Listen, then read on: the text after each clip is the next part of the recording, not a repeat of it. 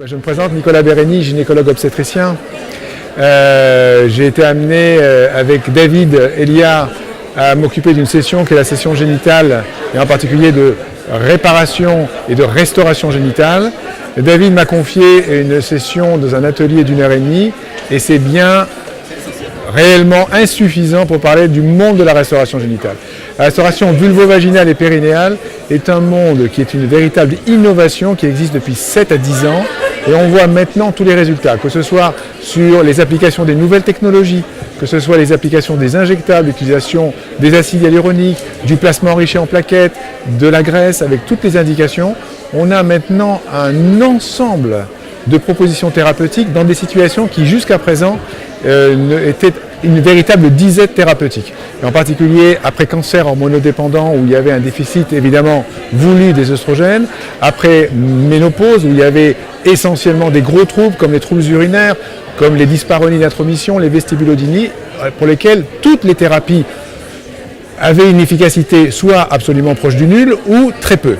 Et ce sont des femmes qui restaient, comme disait Pierre Marès, qui étaient les oubliées thérapeutiques. Effectivement, on se disait, puisqu'on n'a pas de thérapie véritablement efficace, on va faire en sorte de les oublier.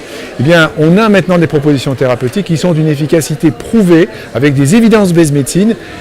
Elles sont remises en question par des autorisations de mise sur le marché, en particulier américains, ce qui nous oblige à être beaucoup plus précis, beaucoup plus sévères dans la sélection des technologies, mais l'ensemble de ces techniques, injectables, non injectables, pelvipérinéales et technologiques, en particulier thermiques, de radiofréquence et de laser, apportent réellement des solutions à des fonctionnels, que ce soit pour les douleurs, que ce soit pour les troubles sexuels, en particulier de relations et de pénétration sexuelle, que ce soit les troubles liés aux incontinences urinaires, que ce soit les hypotonies vaginales qui précèdent de quelques années les prolapsus, les descentes d'organes. On a maintenant des vraies thérapies. Ce qui me fait très plaisir, c'est qu'on a créé depuis quelques années tous les outils pour pouvoir divulguer et parler sur l'ensemble de ces techniques. Nous avons créé un diplôme universitaire qui en est à sa 3e année, qui se trouve à la faculté de Montpellier-Nîmes, qui s'occupe de médecine et de chirurgie de restauration génitale.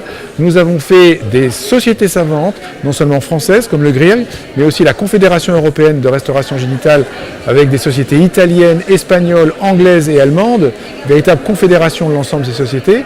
Nous créons des véritables sessions et même des congrès entiers dédiés à la restauration génitale. Le prochain s'appellera Ginov, a lieu fin novembre. Il est précédé de l'hôpital américain. Nous faisons des lives chirurgicaux et non chirurgicaux. Donc ça va s'appeler, je vous le livre en première, la Genital Weekend, où on va pouvoir sur plusieurs jours non seulement voir en live, mais aussi apprendre la théorie et les controverses, puisque maintenant nous sommes à l'appréciation des limites, des effets secondaires et des controverses, ce qui prouve la maturité d'une nouvelle idéologie de réflexion.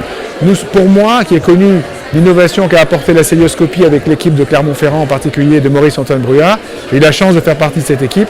J'ai l'impression de revivre une deuxième révolution, qui est le monde de la restauration génitale. Je vous invite tous à y participer. Merci.